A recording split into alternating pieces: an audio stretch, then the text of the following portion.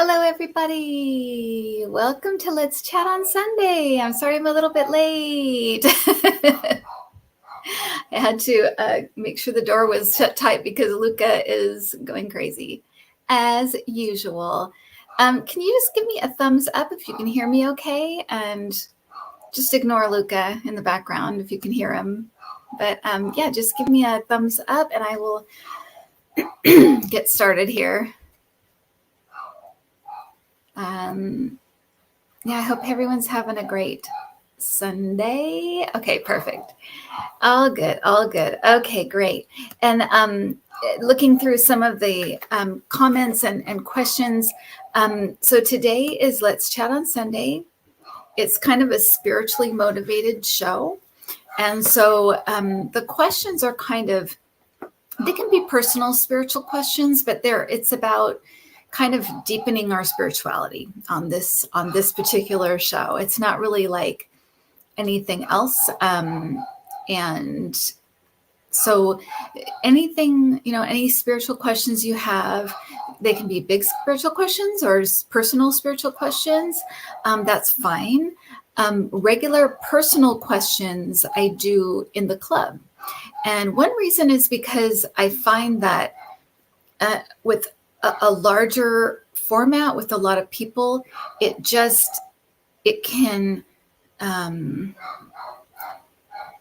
I'm trying to focus on someone personally, it can be a little difficult. It to explain it is kind of like jumping into the roaring rapids of energy. And so you really, really have to concentrate even when it's a smaller group of people. But when it's larger, it's just, I think it can be more difficult to be accurate. So I, for like one specific person, looking at bigger questions, it's just easier to grasp onto. So, to get concepts or to get, general information about the country or, even certain people in the country, it's just easier than when I'm trying to delve into somebody that's in the chat with a bunch of people that are in the chat. It makes it more difficult. So I do personal questions in the club twice a month, but this is more for spiritual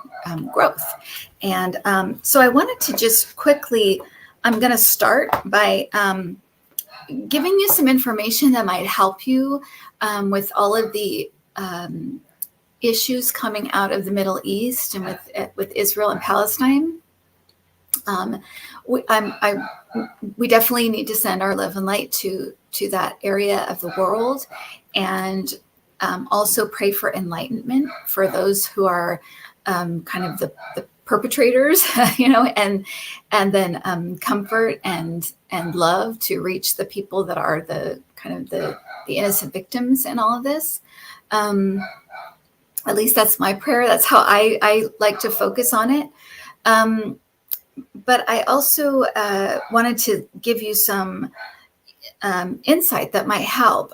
Whenever I have issues like this, well, first of all, my guides have nailed it again because they were telling us on our last Thursday Night Live, which kind of stopped me in my tracks, that this fall and winter were going to be weird and chaotic, and it felt and to get our center, to find our center, because we're going to need it. We're going to need to go there. And a lot of this stuff, and I said it on, you can go watch the video where it's called The World as We Knew It, and it's a couple of videos back. But if you go look at that, you can see all the things that my guides said about the fall and winter coming up, and that we were really going to need to find our center and rely on that inner state to kind of get us through this period, because it will pass. And to me, it felt like the spring, something lifts, but the fall and winter were going to be chaotic. And I think I even say that it didn't feel like it's just in our country, in our politics. It felt like it was outside the country, like in the world, with the weather, things like that. So, and they gave a similar kind of message before COVID, kind of just this kind of idea that there was going to be people and groups leaving. And again, I got that message and I shared it in that video. And they never like to make us afraid. They always want us to keep in mind that this is we're here on earth having an experience. We're here on earth doing the things we wanted to do and going through things we wanted to learn about and understand. We're here to experience what we are not in the spirit realm. And although here it may seem like it's awful and it's hard and it's painful, but going through something and actually feeling it and absorbing it and understanding it in that way is very different than being told about it, right? Someone can tell you what it's like to drive a car or ride a bike, but until you do it, you really don't know. It's just a concept. And so that is what we're here to do, is have all of these experiences to grow as spirits, to fully appreciate what we are. We figure that out and we understand it more and fully appreciate it by experiencing what we are not, right? So at least that's my understanding. And I don't know everything. I'm simply stating what I've been told. Okay. So I'm going to read, because I always go to Eckhart Tolle when I'm in this crazy world and it's like, what is going on? I always turn to Eckhart Tolle because I just find his words comforting. I find him to be one of our wisest spiritual teachers on the earth today. And I always find that he has great insight. And so I always go to him, and I just wanted to read this little bit, and I wanted to bring up a quick parable that kind of talks about this, and then we'll go to the questions. Okay. So I hope this helps you guys. And it's always just to help, to try and give you some clarity. I'm gonna have to put on my glasses. Sorry about that. Okay. So, this is the book, The Power of Now. It's the one before A New Earth, but I love it. And it has questions and answers. So I think it's very easy to understand. And either this will have meaning for you or it won't. And it's okay. Either way, it's all right. So the question that someone asks is there a difference between happiness and inner peace? And he says, yes. Happiness depends on conditions being perceived as positive, and inner peace does not. Meaning happiness, things out here need to be going well, or something great is happening for you to be happy. Inner peace can be whether things outside are happy or not. The inner peace can be there no matter what. And the person asks, is it not possible to attract only positive conditions into our life? If our attitude and our thinking are always positive, we would manifest only positive events and situations, wouldn't we? So they're asking, if we're positive all the time, don't we just get positive stuff? And he answers, do you truly know what is positive and what is negative? Do you have the total picture? He's talking about higher order here, right? There have been many people for whom limitation, failure, loss, illness, or pain in whatever form has turned out to be their greatest teacher. It taught them to let go of false self-images and superficial ego-dictated goals and desires. It gave them depth, humility, and compassion. It made them more real. Whenever anything negative happens to you, or in the world, I would say, there is a deep lesson concealed within it. Although you may not see it at the time, even a brief illness or an accident can show you what is real and unreal in your life, what ultimately matters and what doesn't. Seen from a higher perspective, conditions are always positive. To be more precise, they are neither positive nor negative. They are as they are. And when you live in a complete acceptance of what is, which is the only sane way to live, there is no good or bad in your life anymore. There is only a higher good, which includes the bad. Seen from the perspective of just the mind, however, there is good, bad, like, dislike, love, hate. Hence, in the book of Genesis, and he goes into a whole other thing. And the question comes, aren't you just pretending everything's okay then? And he says, no, you're not pretending anything. You're allowing it to be as it is. That's all.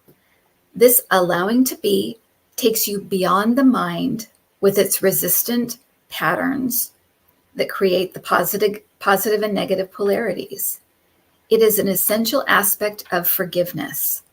Forgiveness of the present is even more important than forgiveness of the past.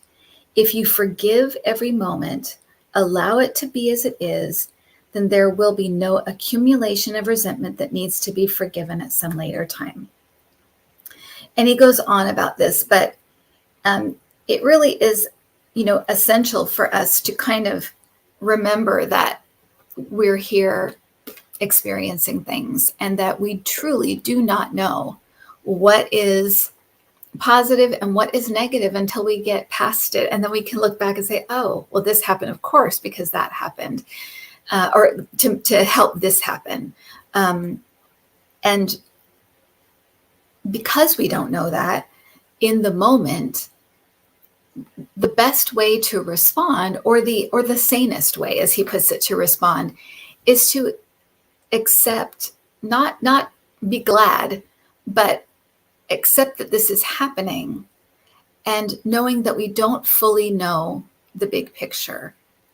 And so seeing it as it is and not demanding something from it, wanting it to be something else, that there's a peace that comes with that. And it doesn't mean don't act, because people always want to do something. What do we do? What do we do? But he always says, and which is, I'm going to get to Gina's first question because she's asking about this. And we'll kind of put that in there, because what I already know what the answer to this is, because of what I've been reading this morning, that the most important thing that we can do when people around us or countries around us are unconscious, meaning they're lost in form, they're lost in their hate for one another, or their polarities, or their own, viewpoints, and they're completely absorbed in form. The most important thing we can do is to stay conscious ourselves, to personally stay conscious, because the conscious help the unconscious become conscious, right? So if we're aware of the fact, though, okay, go to center. I know that, I'm more than just this form. I'm more than just this physical body. The fact I'm an American, the fact I'm a woman, the fact all of these things are just my experience I'm having here on earth. I know I'm more than this. I know that I'm a spirit. I know, or however you want to put it, I know I'm eternal. I know that there's so much more to me than just this, what's happening now. And being in line with that and aligned with that helps you to know what to do next. And when you're unconscious, when you're reacting out of anger or frustration or anything like that, whatever you do is going to carry that energy with it. When you're aligned and aware and awake, not only do you have more clarity on what to do next, but that energy goes with it. That conscious, awake energy goes with it. Okay. So what is the most important question we can ask our team? How do I stay conscious? That's the most important question you can ask your team, because that is going to see you through any negative thing that happens to you, any negative thing that happens in the world, because that's where you have inner peace, is when you know, I'm more than this. This is an experience, and I am not this thing. This is just my body for this experience. I'm so much more, and I will go on and on and on. And I've had other experiences, and I've been through lots of stuff, but when you have that clarity and that awakeness of, this is what I see, that this is for lack of a better word, an illusion, or a something that is not lasting. The inner being is what's lasting. That is what is forever. And I also wanted to reinforce this by a parable that's actually, I believe it's in Matthew, and if John of New is here. He can correct me if that's not right. I believe it's in Matthew. It's a parable that Jesus talks about when he talks about, and I talk about all different kinds of, teachers here. It's not Christian. It's very hopefully secular. It's on all, levels, but there is a story that Jesus talks about where he talks about the man who builds his house on the rock, the man who builds his house on the sand, right? And it's not a story about real estate or real estate in Florida or anything like that. It's a story about our inner state, that when we have a solid inner state, what happens out here, it doesn't matter. And so the man that builds his house on the rock, his house remains standing because he is not, when the storm comes and the rain comes, because he has this solid inner being, when death comes or when, hardship comes, that solid inner state keeps you upright. It keeps you focused on what is truly, truly important. Which is always, always, always our inner state, our inner being, remembering that we are a spirit beyond all of this stuff, or a whatever you want to say, a consciousness beyond all of this. And there's something bigger and something more that's going on that is much bigger than anything that's going on at the moment. Okay. So I hope that helps and give you some clarity. I do actually really, this book is amazing, and it answers pretty much every question you have in life. It's before A New Earth, and so it's a little bit different. It's done in the question and answer form, but it's basically the same stuff that every spiritual teacher talks about, that inner being, that inner state of finding that inner peace and getting out of the head, the mind, the form that creates these bad and good polarities, and this, evil and good, and all of these things that make life very difficult and also can obscure what's really important. So I hope that helps, just as an opening kind of little thing to think about. Okay. And for those of you who put personal questions, I can answer them. I answer them in the club. But on a bigger format like this, I usually don't do personal questions, just FYI.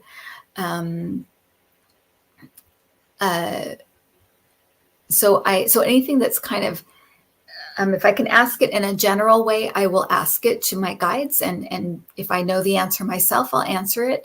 But for personal things like what are my guides, what do my guides think, or what are my guides, I'm going to have to pass it up, and it's not personal. It's just what I just kind of have to keep to general questions when it's in a bigger format like this. Okay, so Rose asks, and I'll make it more general. Okay, so Rose, what do my guides say about restarting psychic work? So first of all, just as a general rule, our guides and our loved ones on the other side, and our higher self, all of the angels, whatever you want to say, they're always pleased and happy and supportive when we are trying to connect to our guides, connect to the other side, connect to our loved ones. So, of course, start looking into your psychic work, but also keep it light and keep it fun. I think that's one way we can get lost, is because when we kind of make it very serious and we have to, and we put a lot of things onto it that are very human, that it can be bad, or it's not good, or whatever. It's always good to connect. And, but keeping in that high vibrational state is very important. And how do you do that? You keep it light, and you keep it fun, and you keep it interesting. And, you don't dampen it down with getting that kind of serious or fear or anything like that. play with tools that you're very attracted to, that you really love and enjoy. If you love cards, learn the cards. If you love, pendulums or crystals, if it makes you feel good and it's uplifting, that's your tool. It's very simple. It's not something that's complicated. It really isn't. It's something that should be uplifting and fun and enjoyable and something you look forward to. And that goes for any activity, anything like that, whether it's gardening or rock climbing or reading or whatever. If it lifts you up and you feel good and feel happy, your vibration is high. That's what it feels like to have a high vibration, a lightness. When you're fearful, when you're angry, when you're sad, when you're depressed, when something makes you feel negative when you do it, or it's too hard, or you always feel bad afterwards, or anything, that's lowering your vibration. It's very simple. And so I always say music that you love, and laughter, those are instant vibration raisers. So, okay.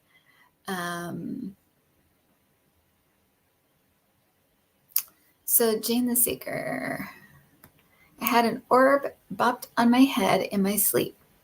I heard the Velcro on my headgear come undone. I checked and nothing had come undone. Was this just a dream? So, and I've got my notebook here, so I will start scribbling. And as you know, this is just my way of kind of tuning in. It just helps me to kind of get out of my head again, get out of my head and get into that other state that I need to be in to read. And again, I'll try to make this more general, so it's not so like a personal question, but I think asking this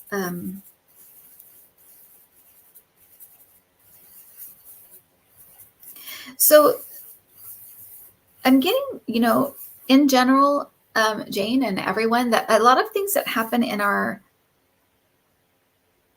these things can be personal. They can be a loved one talking to you, but sometimes they can be a little bit, if you're in that sleep state at all, or kind of just out of the sleep state, some things can come through that are very symbolic, right? And I feel like there's symbolic stuff going on here with the headgear coming undone, and you can kind of guess, right? It's kind of the suggestion, to kind of be opening up that crown chakra. So there may be some, medium work that needs to be looked at, or medium work that you can achieve. So that's what I'm getting. So anyone, so if you have these things that happen kind of in the sleep state, look at it and see if you can see any kind of symbolic reason for it, because it can be kind of bizarre sometimes because our brain is involved too. So just look at that kind of what a deeper meaning that there may be, or if there is a symbolic reason for it. And Gina is talking about how we can develop clairvoyance. There are lots of ways, and there are a ton of exercises to do for clairvoyance. And clairvoyance is seeing in your mind's eye. Seeing with your eye is different, and it takes a different set of skills. Usually with your eye, it takes a mixture of relaxing the mind, but also relaxing your gaze. You're almost looking, and the reason that I know this is because I can do it when I'm doing orbs. I can see the people that are throwing out the orbs a lot of times when there is a person there throwing out orbs, because it can happen either way. Orbs can be actual pets or people in that form coming through, because it's easy for them to travel in. And I'm just noticing the 333 on my on my counter for people that are in the room. So anyway, but it can be either people or pets in that form, because it's easy to travel and to move in that form. But it can also be actual spirit people standing there throwing out their energy. Okay, I've seen it both ways, so I know that this is a thing. But when I can see the energy of the person, spirit people look, they almost look like, if you could think of like, there's a waviness to them, and there's kind of a vibrational movement to them. See-through. But you tend to, once you've seen it once, you tend to recognize it.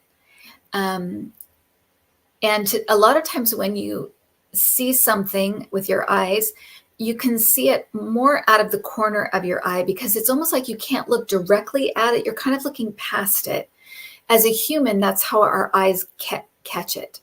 And so there is kind of a looking past it. So if you think someone's standing there, pretend like you can kind of gauge where their shoulder is or where their head is, where you think they're standing, and look past them and just soften your gaze and see if you don't see something in the corner of your eye. And that will tell you there's somebody there. You can tell them to wave. I've seen them wave. It's crazy, but it's amazing. And it definitely, wakes you up and makes you realize, okay, this is absolutely positively real. So can orbs, though. The orbs can do the same thing. And then seeing with your mind's eye, a lot of things like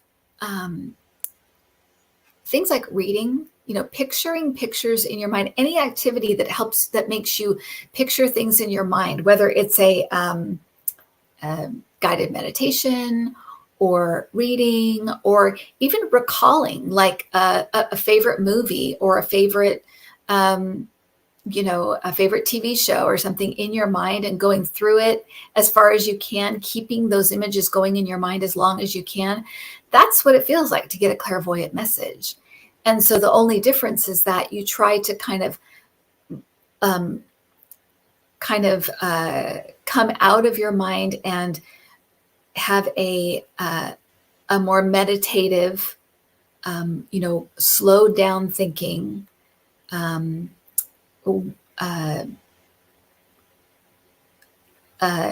a meditative state or consciousness, and allowing the pictures to come in. But they come in more easily when you've kind of warmed up your imagination by doing all those other things. So those can all help your clairvoyance. I just wanted to make the distinction between seeing with your eyes and seeing with seeing clairvoyance. Either one can be worked on. Okay, and I already addressed those things. Okay, so let me just talk about this. So losing your pets, and I'm so sorry. And I will send you an orb of your pet if you want me to. I don't charge for that. So just send me, but you need to send me an email and ask and put their names, and I need a phone number that receives texts, and I can send you a little film that will have your little buddies there. But yes, of course they're with you. Of course they are. And so often our animals are our relatives kind of come and go. They're here, a lot at the beginning, as a rule. I mean, as a most of the time. And then after that, they kind of come and go. And usually when a thought pops up of them, that usually tells you they're around you. It usually tells you they're there. Especially if you're doing something and all of a sudden you'll just think, oh, that weird memory of this, person, or they'll just come to mind. It usually means they're there. So you can start talking to them and just say, oh, hi, so-and-so, I know you're here. I can feel you, or whatever. Or you popped into my mind, so I know you're here. And just by thinking of them and asking them to come in, they'll come in. It's like a bat signal, and they're very, very willing to come in, and they move faster than light. I mean, they really are so fast on the other side. Everything is fast on the other side. So they will hear you and they will come. So of course, if you're thinking about them a lot, they know that. If you're missing them a lot, they know that, and they'll be right there. Okay, so I hope that answers that. Okay. and again. And any of these questions that you have, should I buy this house? Should I go in, ask the question and see how you feel? If you will feel it. If you feel like, it feels okay. If you feel a feeling of dread, like in your stomach, or, it usually feels like how you feel when you dread something, or when you don't like something, or when something makes you scared. You'll feel it in your stomach usually. Sometimes you'll get a picture of like a storm cloud, or, something else that's negative.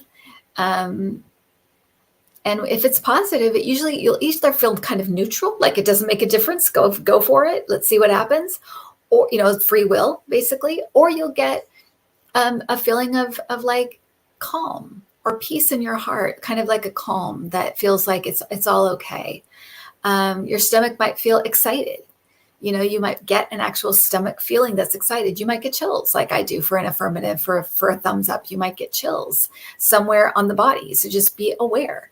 And basically, when you ask the question, they're going to answer you, whether it's in a TV ad or a friend saying something or your own physical body. Once you ask the question, the answer is coming.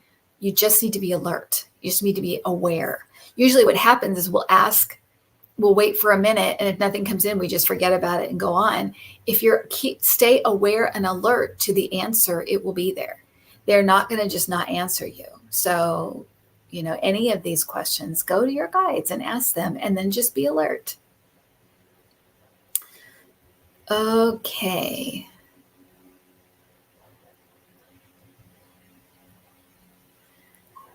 All right.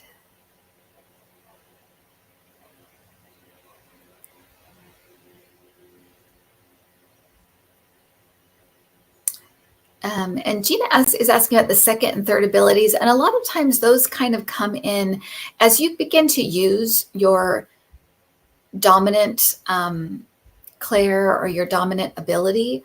Other ones will bleed over. And again, it's a matter of awareness. It's a matter of just being aware of everything going on. My dominant ability is my empath abilities. I've always been an empath. And that means feeling the emotional state and the feelings of others. It's just a natural thing I've always had. So when I get things, and one of my first secondary things to come in was my clairvoyance and clairaudience. It kind of came in together, pictures and hearing in my mind's ear. And so just being aware of how this is coming in, because if you focus in on one thing and it's coming in some other way, we can miss it, so just be aware of all of your clairs. Do I hear anything?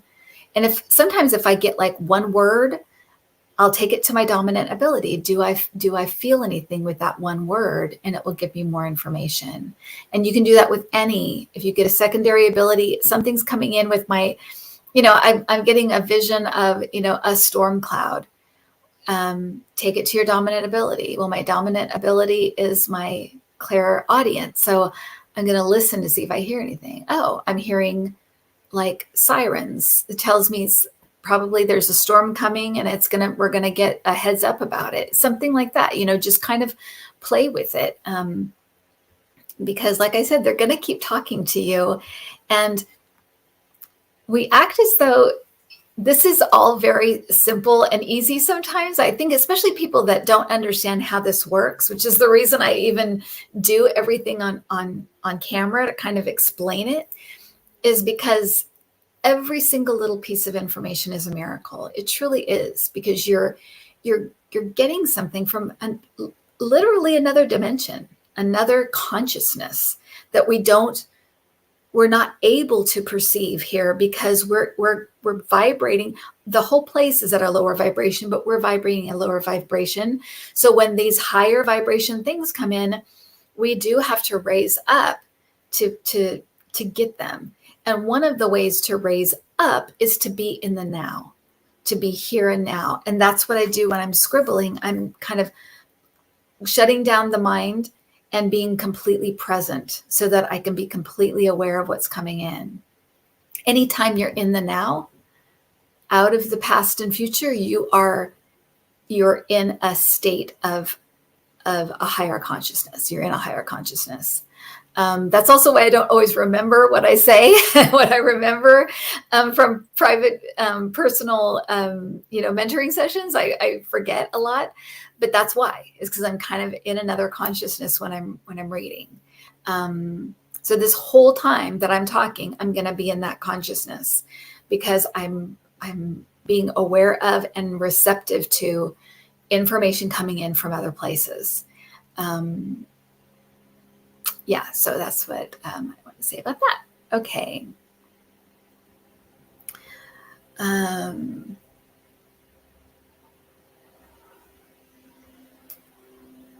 Okay, so Denise is asking she's asking a personal question, but it's also a question that can apply to everybody. She's asking about a person on the other side who sent out a song. Yeah, so with songs, with messages that you think you're receiving from the other side, believe them, take them, thank them for getting it to you, and then go with your first instinct. So Denise, if your first instinct when he sent this song and you're like, I feel like it's an encouragement to keep talking to him, that's what it was. You have to go with your instincts because that is that part of you that's connected. It's very simple, right? That part of you that's connected is that instinct part of you. So when you get that first answer or that first instinct, go with it. Go with it. Will it be right 100% of the time? No, because you're a person and you have things going on and you have a brain and you're meant to experience the human condition, which is filled with mistakes and error and having to filter through a mind, a very powerful thing. And so, but will you be right most of the time? Absolutely, you will be. Sometimes you have those situations too, where maybe you have to go through something, or you have to, it's a teaching experience. You have to learn something. And in those situations, ask your guides how to move through this. If you're like, okay, I'm in a weird negative situation. How do I move through this the most joyfully and in the easiest way? Because that's what they're here to help us do. They can't block everything from us and, stop everything from affecting us. We're here. We're having this experience and we wanted to have it. So, but what their job is to help remind us why we're here, right? They're constantly kind of pushing and guiding to remind us why we came here, what we wanted to accomplish.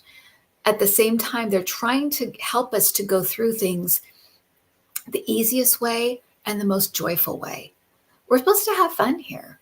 We're supposed to enjoy this experience and really take it in and really appreciate it. And I just wanted to share, now that we're talking about this, I had a dream.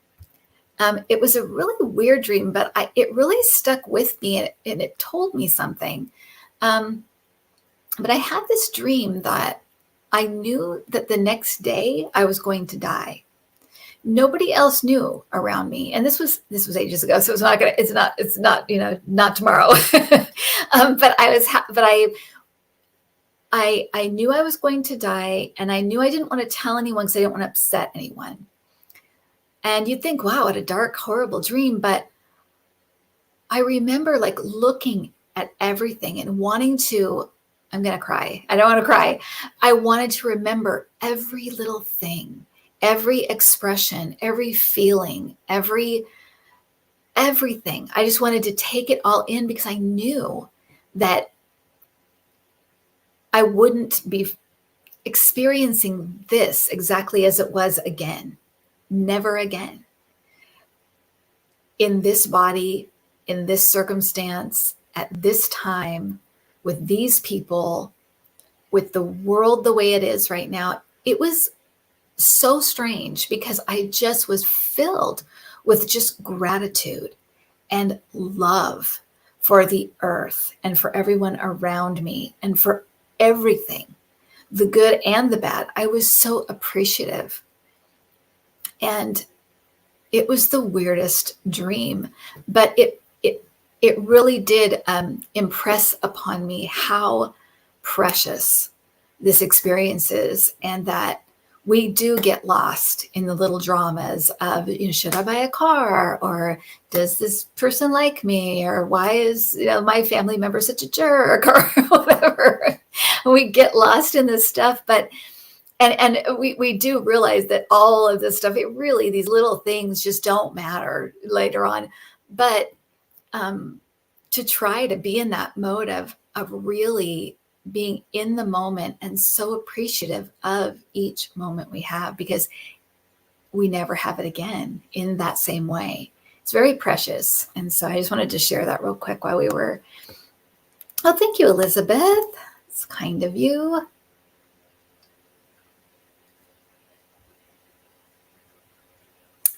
Okay, so let's go with this one.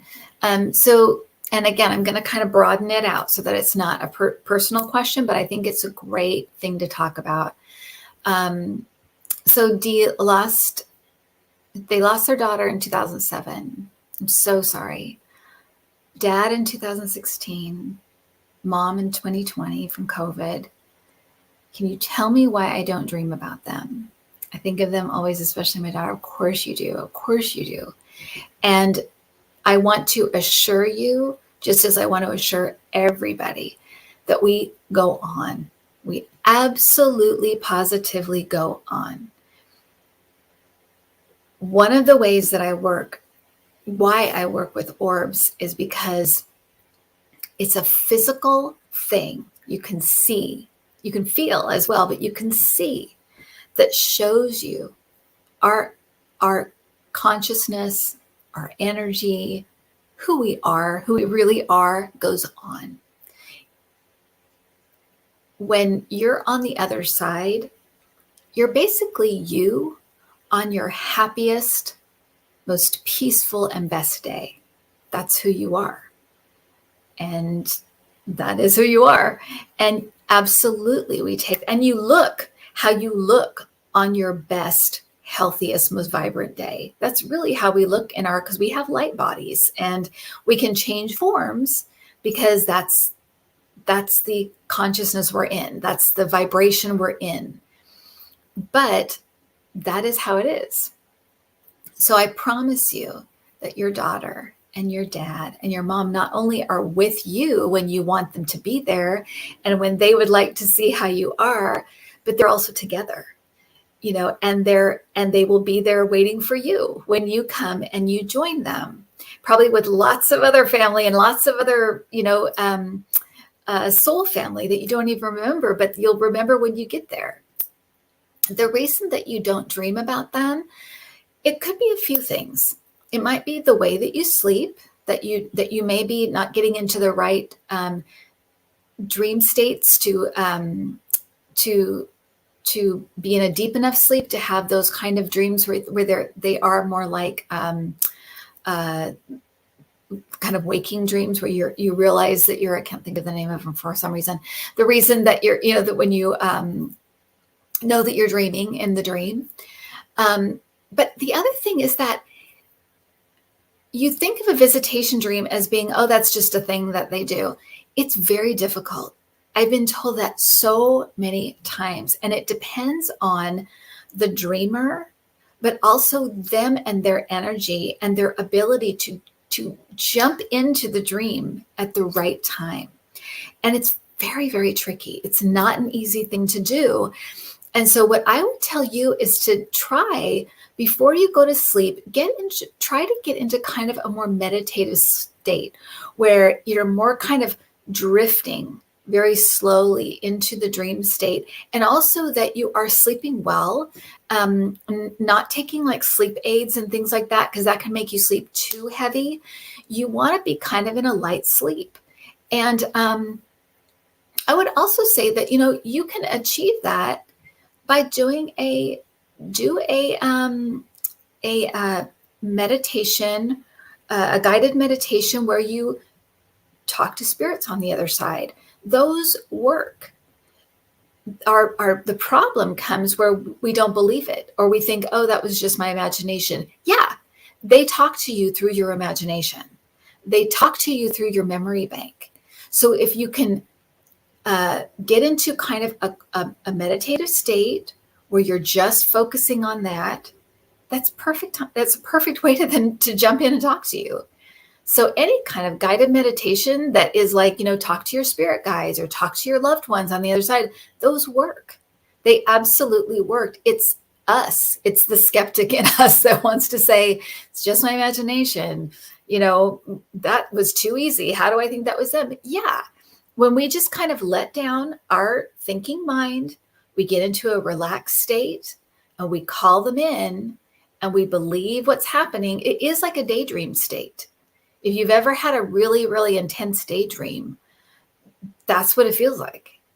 It's not rocket science. It really isn't. And sometimes I think it's just too simple. We just don't believe it.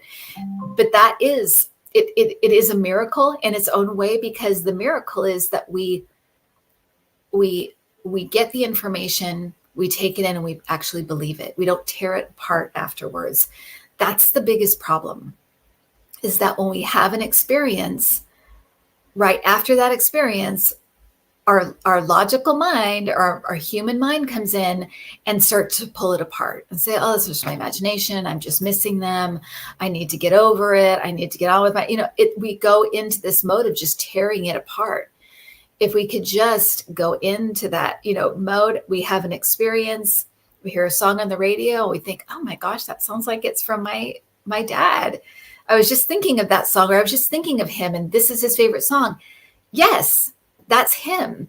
And it's not necessarily that he put the song on the radio. It's that he's with you, helping you make the connection. That's what's happening. So it's like your dad is there, his favorite song's on the radio, and he's helping to come in and make that connection between dad and the song on the radio. So you're sharing a moment. And if you would just stop and just share the moment and say, thanks, Dad, I got it, they will do it more, and you will get it more. And it's our resistance to it. I'm getting chills with that. It's our resistance to it that stops these things from happening, or stops them from happening again. Okay? Oh, Olive passed away. Cash's cat. Oh, I'm so sorry. Well, tell him I'll send him an orb of olive if he gets in touch with me and sends me his either a phone number that receives texts, or some way I can send it. I'm happy to do that for him. Okay. I hope this is helpful for you guys today. I never want to come across like I'm preaching. I'm just passing along information. I'm just doing it in the clearest way I know how, so that you guys can have all of the experiences you want to have. You can continue your relationships. I often talk about the fact that, I miss my dad every day. But when he was here, he wasn't much of a communicator. He was a quiet but a very kind and loving, wonderful man. But he didn't talk a lot. And so in some ways, I feel like I have kind of a deeper, more profound connection to him now that he's on the other side, rather than when he was here. There's no barriers when they're on the other side. That headspace, or that part of them that protects themselves from things, or has embarrassment about sharing certain things, or all of that is gone. All the filters are gone. So you're getting the true essence of that person. And those connections can be much deeper and much more profound than the one you had when they were here in the separate body, thinking they're separate, keeping things inside, not sharing, things like that, that's all gone. So you absolutely can continue and grow these relationships beyond what they were here. It's amazing. And Mary Maroney, you're asking about Glenn Youngskin. We'll do it on Thursday Night Live. Okay, so go ahead and ask the question again on Thursday Night Live, and we'll talk about it then. That is this Thursday, and we'll definitely tackle all of these things.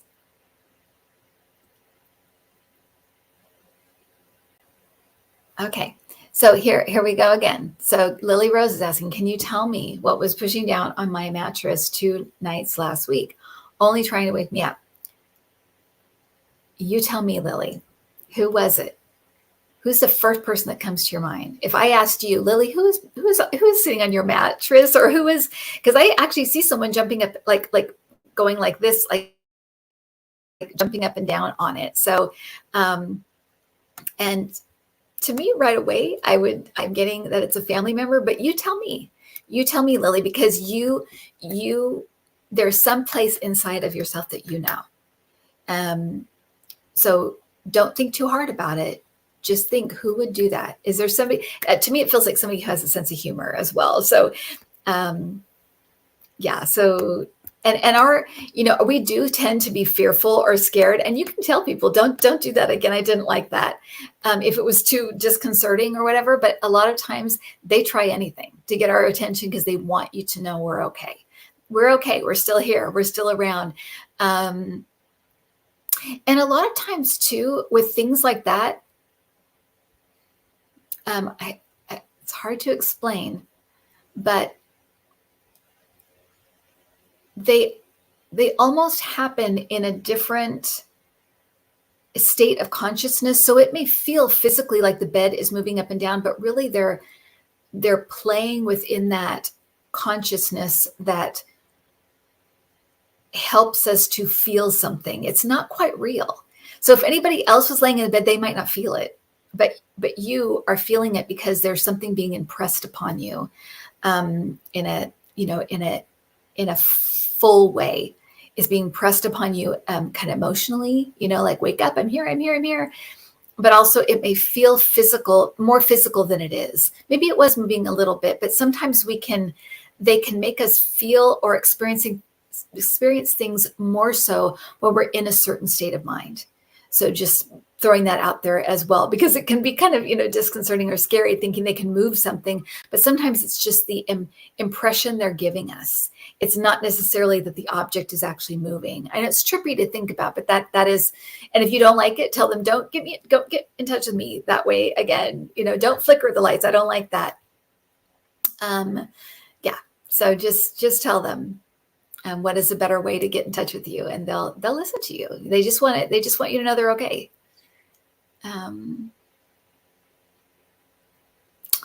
Okay. Oh, thank you, Marianne.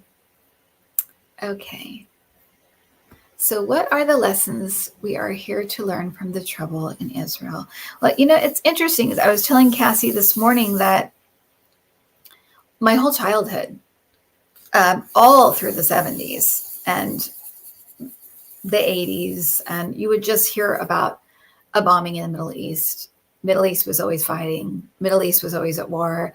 And it faded, right? And we're having some of these energies come back. Okay. And I'm getting that these are a lot of this is, some of this is personal lessons for people personally. Like, these are some things that they were here to understand and to take on as part of their lessons. So if it's happening like right in your backyard, you have a completely different perception and understanding than someone who's across the world, right? And they're talking about this as a lot of things. When you're here, you're witnessing a lot. You're not actually experiencing yourself. You're having your own, isolated experience as you, but then you're experiencing things by proxy. You're experiencing things as a spectator. And so they're all different perceptions. And so Um, okay, so they're talking about, looking in your own backyard and appreciating the fact that this is not happening here, appreciating what is right and what is good in your own life. To have perspective as well. Sometimes we have a small thing happen, like we ran out of gas, or we can't find our keys, or broke a nail, or right before a event, and we think we fall apart and it's the end of the world. And it's also allowing us to have perspective as well. So there's a lot we can learn. And I'm getting that the lessons are also for countries as well. Who suffers in things like this, right? It's not the people who are actually, the giant egos at the top that are kind of forcing people into war, forcing people into conflict. It's the civilians, it's people around them that suffer. And so knowing our place as citizens and how much power we have as citizens and choosing the right leaders, right? There's a million lessons, and it's kind of is what we want to take from this. But it is interesting, and we'll probably go into it more on Thursday, how these old war energies, right? These old, very masculine energies are kind of coming back into for one big last collide. And I think that that's why my guides were highlighting the fall and winter, that there's going to be a lot of this going on, and it's up to us, Thelma, right, to pull out the meaning. What is the meaning for us? Well, the meaning for me today is my heart goes out to those people that are suffering. I want to send them love and light. I want them to be okay. I want them to find peace. And for me here, I'm grateful that it's not happening here. I'm grateful that Biden is president right now. No offense to anybody else who likes other people and other candidates. I'm thankful for that. It makes me realize the importance and my vote being important, because I want to make sure that our leaders are very mature adults that don't want war, that want to have peace. I'm conflicted on our, being involved. I want to explore that in myself, and why I don't like the idea of supporting war on any level. And at the same time, we've got Ukraine, right? It's all very complicated. And I think it is for us to decide, what is the meaning for us? It's going to mean something different for everybody, and from different perspectives, right? So yeah, that is something to ponder. It's something to meditate on. It's something to understand within ourselves, and to gain that knowledge, right? Because it's very useful, and it makes you wiser for the future.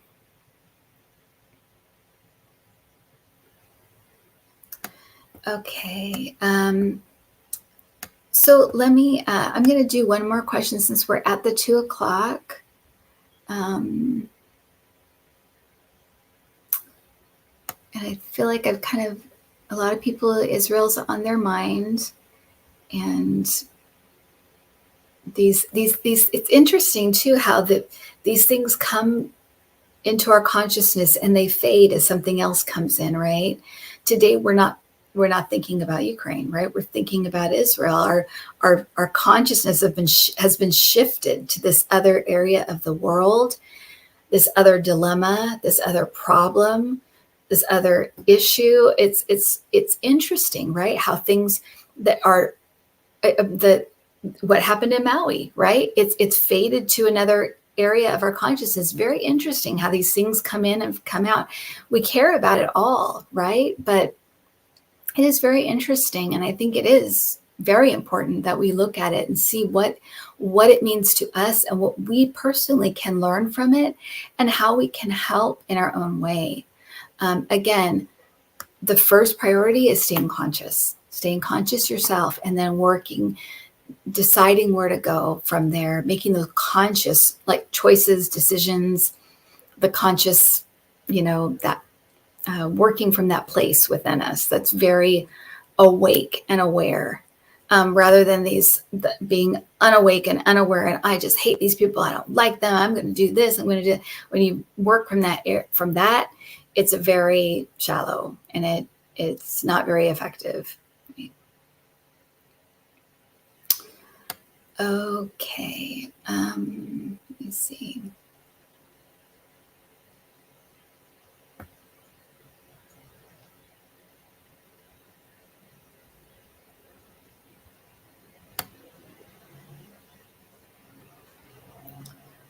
All right.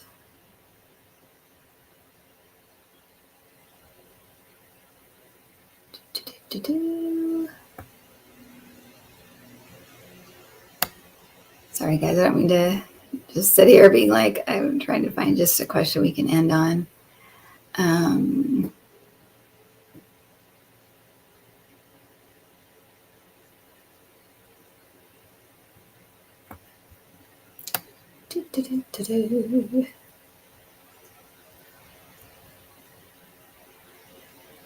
Okay.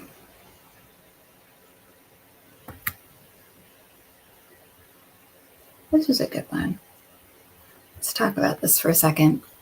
I think my guides and angels have deserted me. I had 4 unsuccessful surgeries last year, and my body is a shell of what it was. I'm now in a WC, and there is no quality of life. Why? Okay. So let's talk about this a little bit. Let's talk about the physical form. Okay. Now let's talk about it as a whole, because I talk to a lot of people who are going through a lot of physical things, right? And our physical bodies are, this is just our vessel to go through this life. And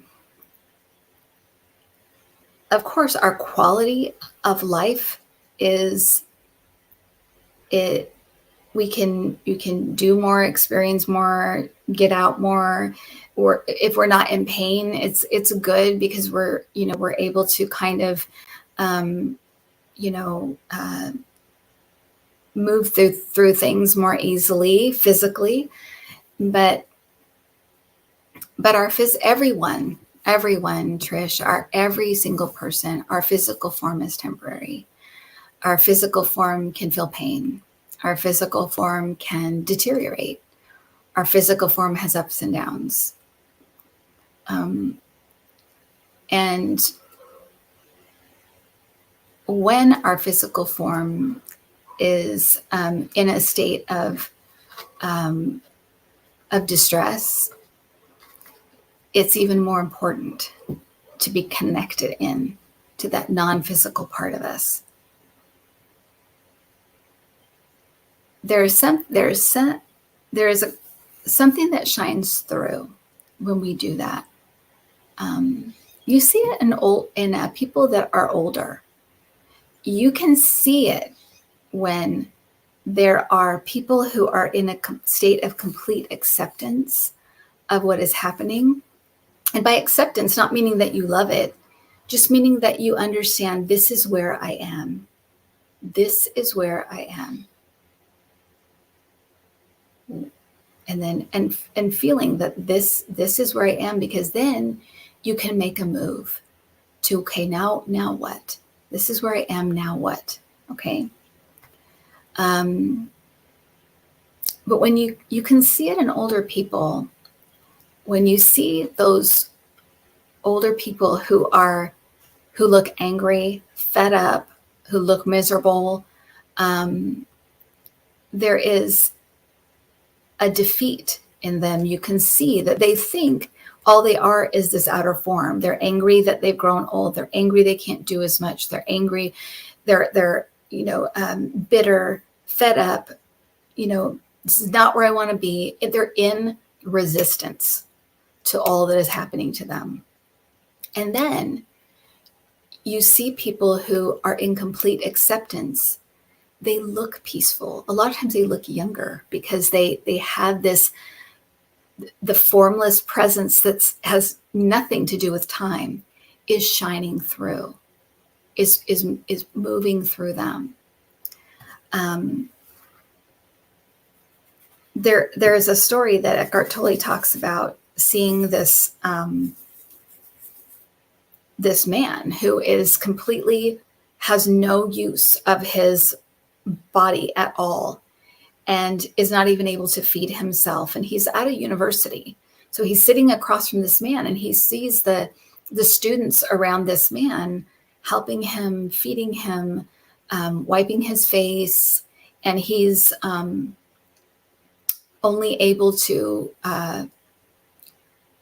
talk very, very quietly, barely audible. And the students would put their ear up to him and listen.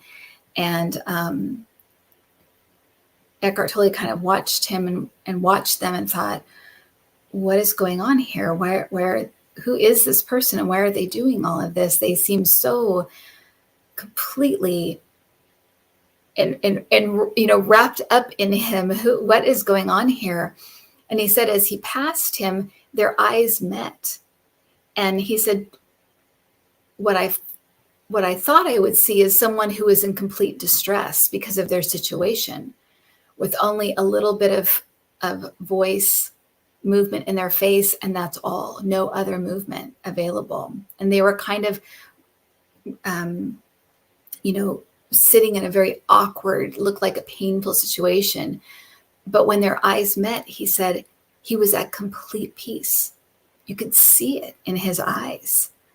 And he said at that point, it's almost as if I was looking at a fully functional, completely functional human being because of the light that was shining through him.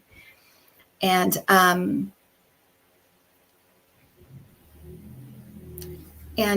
it turned out to be, I can't think of his name. Somebody tell me his name, the one that spoke with the electronic voice. I can't think of his name now, but that's who it was. Let me find. I'll find him.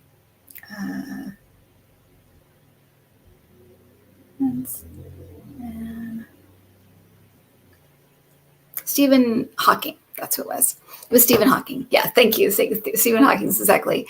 That's who it was. That's who it turned out to be. And of course, his students are listening to his every word, because he was sharing the wealth and depth of knowledge that he has. Thank you, Stephen Hawking. But that's who it was. And you think of what he gave the world, and had he succumbed to all that was happening to him, shut down, and given up, which you would understand it. You would understand that if he had done that, shut down, became angry, became isolated. But yeah, he shared everything. He shared everything. And because of that, the whole world is better for it, right? And this is not to diminish what was happening to him physically. We could all see it. We could all see what was going on. And he knew. He was living it every day. But the idea that he was so connected with that inner form, so connected with that part of him that was eternal, that he was able to stay in the now and figure out exactly what was important and what he could share and what he could offer the world. It's beautiful. It's a beautiful example of the fact that we may see, it is so much in our own perception. That is our superpower, I think, is that ability to shift perception. Course in Miracles, right? That's the miracles. Let me see this from another way. Let me see this from another vantage point. Let me see this in another way. That's the miracle.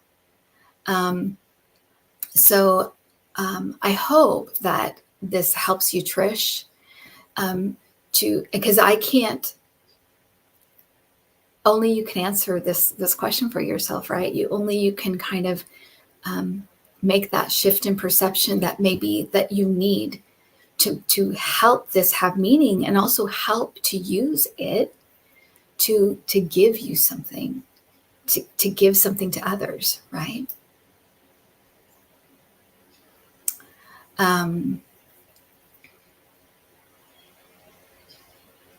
Yeah. So I hope this helps, guys, and I hope this conversation helped today, because I know it's a heavy day. If you're an empath, or if you are just a very sensitive person, you feel the energy. It's a lot. So I hope that you guys got something out of this, and I hope that you yeah, I hope that this helped, and I hope that it helped to at least lighten some of this today. It's a heavy energy day for sure. It's a lot. So so everybody take care. Have a great Sunday. Have a great week. I will talk to you on Thursday. Come and hang out for Thursday Night Live. We'll get into some of the politics, trying to make sense of some of this stuff in a different way, in a more secular way. And I will talk to you again next Sunday. We'll be back to having guests. I think I may do this every 6 weeks or so, just to so that you and I can connect, and you can ask the questions that you want to ask of me, of my guides that are going to help you right now. Okay. All right, everybody, take care. I'll see you all very soon.